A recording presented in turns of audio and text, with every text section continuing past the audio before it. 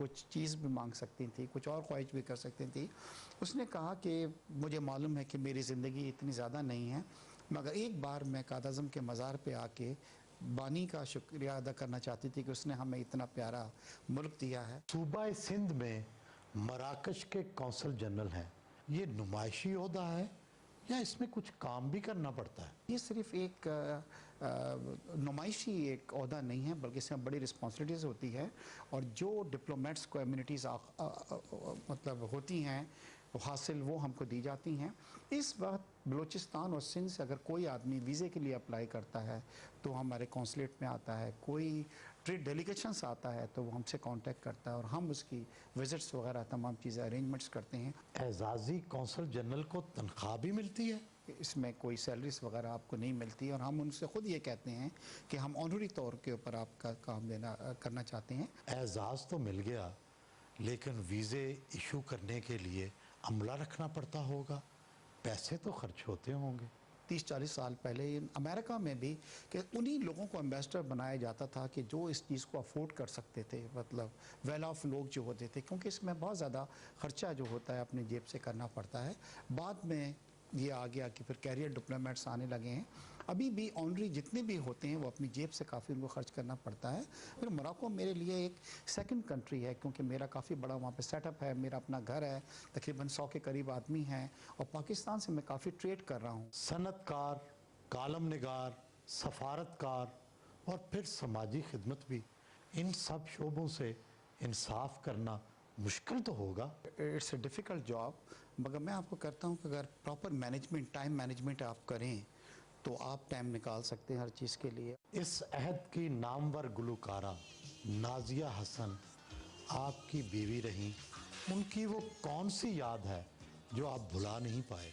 जो नाजिया को जानते हैं वही सोचते हैं कि शायद वो एक बहुत ग्लैमरस ख़ातून थी, मगर आप उनको देखेंगे जितनी सिंपल वो इनसाइड से थी, वो मैंने इतनी सिंपल जो है कोई नहीं देखा। तो उनकी ये चीज़ मैं ज़रूर मिस करता हूँ।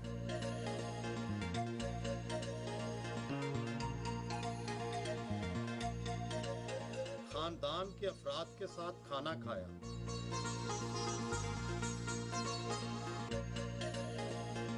शायद मेरे बिजनेस पार्टनर भी हैं, मेरे नेबर्स भी हैं, and he is my closest friend in the world. वालदा ने एक चीज़ हमें सिखाई थी कि 1 और 1 11 होते हैं, 2 नहीं होते। और जो एक का है आपस में यूनिटी है, उससे अल्लाह ताला ने अच्छे नताइज दिए हैं, तरक्की हुई है। और हम तो यही चाहेंगे कि हमारी जो नई जनरेशन है ये भी इसी यूनिटी को फॉलो करें और आपस में मिल के बिज़नेस वगैरह रखें। हम दोनों का एक बड़ा अच्छा ब्लेंडिंग है। इश्तिहार फैसला करने में वो एक पूरा टाइम लगाते हैं, उसको एनालाइज करते हैं, जल्दी नहीं करते।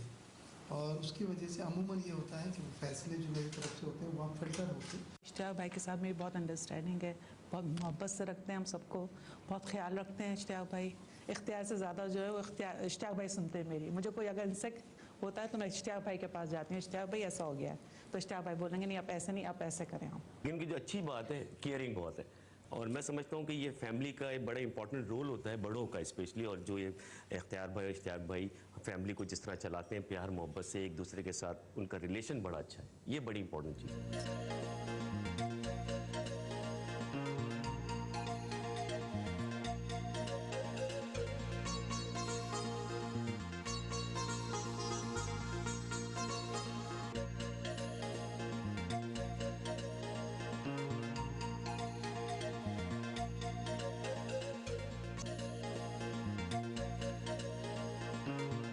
बच्चों की आखिरी ख्वाहिशें पूरी करने के लिए तकरीब में आए एक बच्ची को शहजादी बनाकर उसकी आखिरी ख्वाहिश को पूरा किया। तकरीब में अमेरिकी consul general William J Martin, Andrea D Armant, Maroof Gulkar Shahzad Rai और टीवी मेजबान शाइस्ता वाहिदी ने भी शिरकत की।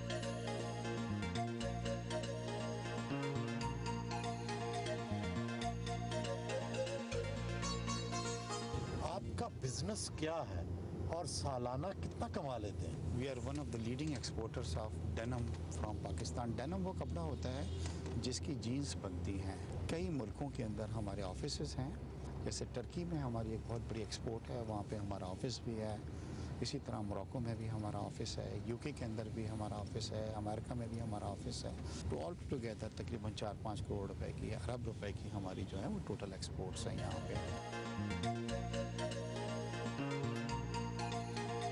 साइट एरिया में अपनी फैक्ट्री पहुंचे।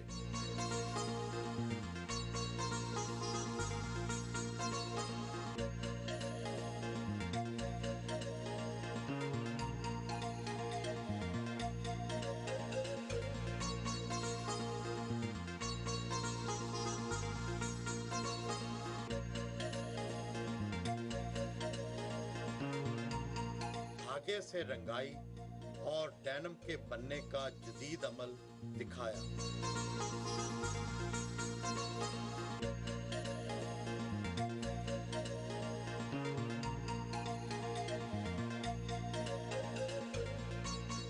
निस्वानी हुस्न में आपको क्या पसंद है? सुहेल साहब, दिस इज़ ट्रू डैट खूबसूरती से मैं बहुत मुतासिर होता हूँ और आँखें इस जो हैं वो मुझे बहुत ज़्यादा अट्रैक्ट करती हैं एक पर्सन की। घर वापस पहुंचे।